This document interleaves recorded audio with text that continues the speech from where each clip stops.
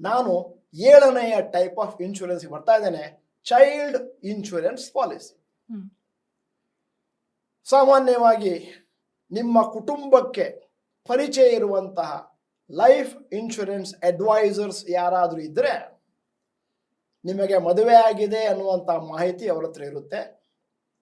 ತಕ್ಷಣನೇ ಬಂದು ನಿಮ್ಮ ಪತ್ನಿಗೆ ಅಥವಾ ನಿಮ್ಮ ಗಂಡನಿಗೆ ಇನ್ಶೂರೆನ್ಸ್ ಅನ್ನು ಮಾಡಿಸ್ತಾರೆ. ಅದಾದಮೇಲೆ ಮನೆಯಲ್ಲಿ ಮಗು ಹುಟ್ಟಿದೆ ಅಂತ ಗೊತ್ತಾದ ತಕ್ಷಣ ಅವ್ರಿಗೆ ಇನ್ಫಾರ್ಮೇಶನ್ ಹೋಗುತ್ತೆ. ಯಾಕಂದರೆ ಅವರು ನಿಮ್ಮ ಕುಟುಂಬದ ಹಿತೈಷಿಗಳು. ಅವರು ಬಂದು ಹೇಳ್ತಾರೆ, ಮಗು ಹುಟ್ಟಿದೆ, ಮಗುವಿಗೆ 1 ವರ್ಷ ಆಗಿದೆ, ಅದರಿಂದಾಗಿ ಮಗುಗೆ ಇನ್ಶೂರೆನ್ಸ್ ಮಾಡಿಸಿ, ಮಗು ಅಂದರೆ ದೇವರು. ಹೌದು ಅಂತ ಹೇಳಿ ನೀವು ಮಗುವಿಗೆ ಇನ್ಶೂರೆನ್ಸ್ ಮಾಡಿಸ್ತೀರಿ. ಮತ್ತು ಮಗು 18 ವರ್ಷ ಇರುವಾಗ ಇಷ್ಟು ಬರುತ್ತೆ ಅಂತ ಹೇಳ್ತಾರೆ.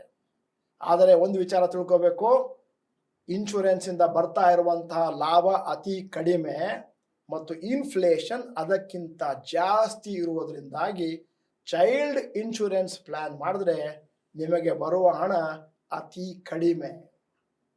ಆದರೆ ಚೈಲ್ಡ್ ಇನ್ಶೂರೆನ್ಸ್ ಪ್ಲಾನ್ನಲ್ಲಿ ಒಂದು ಅಡ್ವಾಂಟೇಜ್ ಇದೆ.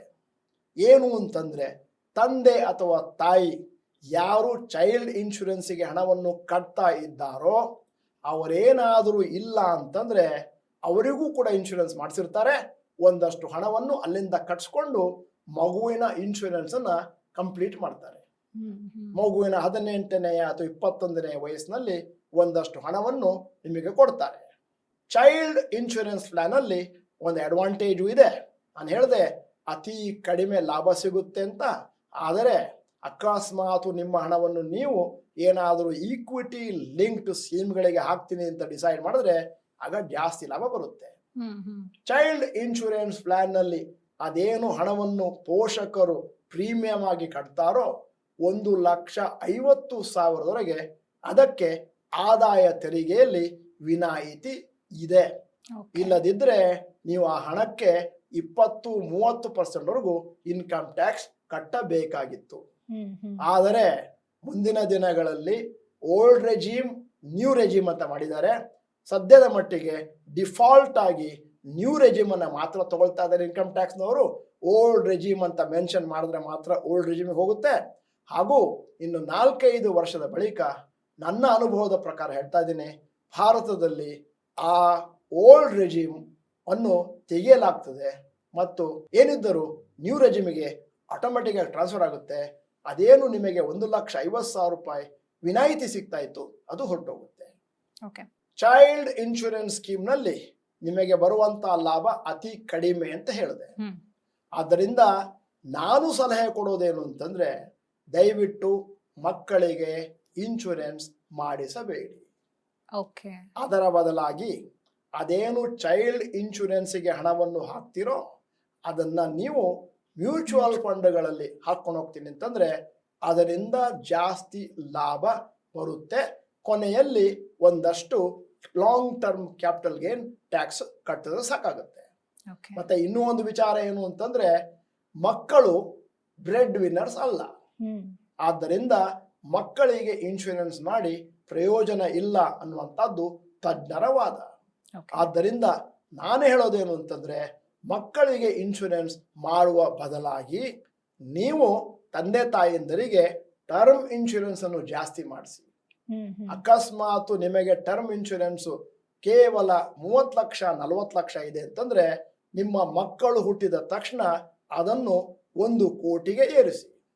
ಅಕಸ್ಮಾತ್ ನಿಮಗೆ ಏನಾದರೂ ತೊಂದರೆ ಆದರೆ ಆ 1 ಕೋಟಿ ಮನೆಗೆ ಬರುತ್ತೆ. ಅದರಿಂದ ನಿಮ್ಮ ಮಕ್ಕಳ ವಿದ್ಯಾಭ್ಯಾಸ, ಮದುವೆ ಮತ್ತು ಇತರ ಖರ್ಚುಗಳಿಗೆ ಅನುಕೂಲ ಆಗುತ್ತೆ. ಓಕೆ, ಸೊ ಹಾಗಾದ್ರೆ ಈಗ ಟರ್ಮ್ ಲೈಫ್ ಇನ್ಶೂರೆನ್ಸ್ ಅಲ್ಲಿ ಅಪ್ರಾಕ್ಸಿಮೇಟ್ಲಿ ಎಷ್ಟು ಪ್ರೀಮಿಯಂ ಇರಬೇಕಾಗುತ್ತೆ? ಅದಕ್ಕಿಂತ ಮುಂಚೆ ನಾನು ಚೈಲ್ಡ್ ಇನ್ಶೂರೆನ್ಸ್ ಬಗ್ಗೆ ಇನ್ನೊಂದು ಹೇಳ್ತೀನಿ. ಚೈಲ್ಡ್ ಇನ್ಶೂರೆನ್ಸಿಗೆ ನೀವು ಏನು ಪ್ರೀಮಿಯಂ ಅನ್ನು ಕಟ್ತಾ ಇದ್ದೀರೋ ಆ ಹಣವನ್ನು ನೀವು ಮುಂದಿನ ದಿನಗಳಲ್ಲಿ ಮ್ಯೂಚುವಲ್ ಫಂಡ್ ಅಥವಾ ಷೇರಿನಲ್ಲಿ SEP ಮಾಡ್ತೀನಿ ಅಂತಂದ್ರೆ, ಇಲ್ಲಿ ಒಂದು ಪದವನ್ನು ಬಳಸಿದ್ದೇನೆ, SEP. ನೀವು ನಿರ್ದಿಷ್ಟವಾದ ಒಂದು ಮೊತ್ತವನ್ನು ನಿರ್ದಿಷ್ಟವಾದ ಒಂದು ದಿನಾಂಕದಂದು ನಿರ್ದಿಷ್ಟವಾದ ಒಂದು ಸೆಟ್ ಆಫ್ ಮ್ಯೂಚುವಲ್ ಫಂಡ್ಗಳಲ್ಲಿ ಹಾಕೊಂಡು ಹೋಗೋದಕ್ಕೆ SIP ಸಿಸ್ಟಮ್ಯಾಟಿಕ್ ಇನ್ವೆಸ್ಟ್ಮೆಂಟ್ ಪ್ಲಾನ್ ಎಂದು ಕರೆಯುತ್ತೇವೆ. ಹ್ಮ್ ಹ್ಮ್ ನಿರ್ದಿಷ್ಟವಾದ ಒಂದು ಮೊತ್ತವನ್ನು ನಿರ್ದಿಷ್ಟವಾದ ದಿನಾಂಕದಂದು ನಿರ್ದಿಷ್ಟವಾದ ಒಂದು ಸೆಟ್ ಆಫ್ ಶೇರ್ಸ್ ಅಲ್ಲಿ ಹಾಕುವುದಕ್ಕೆ ಸಿಸ್ಟಮ್ಯಾಟಿಕ್ ಈಕ್ವಿಟಿ ಪ್ಲಾನ್ ಎಂದು ಕರೆಯುತ್ತೇವೆ. ಓಕೆ. ಪೇರೆಂಟ್ಸು SIP SEP ಮಾಡ್ತಾರೆ, ತಮ್ಮ ಟರ್ಮ್ ಇನ್ಶೂರೆನ್ಸ್ ಅನ್ನು ಜಾಸ್ತಿ ಮಾಡ್ತಾರೆ ಅಂತಂದ್ರೆ ಮಕ್ಕಳಿಗೆ ಇನ್ಶೂರೆನ್ಸ್ ಮಾಡುವ ಅಗತ್ಯತೆ ಇರುವುದಿಲ್ಲ. ಹ್ಮ್ ಹ್ಮ್ ಈಗ ನಾನು 8ನೇ ಟೈಪ್ ಆಫ್ ಇನ್ಶೂರೆನ್ಸ್ ಬರ್ತಾ ಇದ್ದೇನೆ, ಗ್ರೂಪ್ ಇನ್ಶೂರೆನ್ಸ್ ಪ್ಲಾನ್. ಓಕೆ. ಬಹಳ ಇಂಟ್ರೆಸ್ಟಿಂಗು, ಬಹಳ ಜನ ಇದರ ಬಗ್ಗೆ ಕೇಳಿರ್ಲಿಕ್ಕಿಲ್ಲ. ಉದಾಹರಣೆಗೆ ಗ್ರೂಪ್ ಇನ್ಶೂರೆನ್ಸ್ ಪ್ಲಾನ್ ಅಂದ್ರೆ group life insurance policy is the type of life insurance that covers A group of people inside A single insurance policy. ಯಾರು ಅಂತ ಕೇಳ್ಬೋದು. Unlike individual life insurance policies, ಇದು ಒಂದು ಸರ್ಟನ್ ಪೀರಿಯಡ್ಗೆ ಒಂದಷ್ಟು ಹೋಮೋಜೀನಿಯಸ್ ಗ್ರೂಪಿಗೆ ಸಿಗುತ್ತೆ. ಹ್ಮ್ homogeneous group ಅಂದ್ರೆ ಏನು? ಎಂಪ್ಲಾಯೀಸ್ ದಿ ಆರ್ಗನೈಸೇಷನ್ ಇರಬಹುದು. ನೀವೇನಾದ್ರೂ ಬ್ಯಾಂಕಿನಲ್ಲಿ ಅಕೌಂಟ್ ಅನ್ನು ಓಪನ್ ಮಾಡಿದ್ದೇನೆ ಅಂತಂದ್ರೆ ಕೆನರಾ ಬ್ಯಾಂಕಿನ ಅಕೌಂಟ್ ಹೋಲ್ಡರ್ದು ಹೋಮೋಜೀನಿಯಸ್ ಗ್ರೂಪ್ ಆಯ್ತು. ನೀವು ಯಾವುದೋ ಕ್ರೆಡಿಟ್ ಕಾರ್ಡ್ ಅನ್ನು ತೆಗೆದುಕೊಂಡಿದ್ದೀರಿ ಅಂತಾದ್ರೆ ಕ್ರೆಡಿಟ್ ಕಾರ್ಡ್ ಬಳಕೆದಾರರ ಒಂದು ಹೋಮೋಜೀನಿಯಸ್ ಗ್ರೂಪ್ ಸೆಟ್ಲ್ ಆಯ್ತು. ಹ್ಮ್ ಅಲ್ಲಿಗೆ ಅವರೊಂದು ಸ್ಮಾಲ್ ಪ್ರೀಮಿಯಂ ಕಟ್ತಾರೆ, ಬಹಳ ಸಣ್ಣ ಅಮೌಂಟು, 100-200 ರೂಪಾಯಿ ಇರ್ಬೋದು.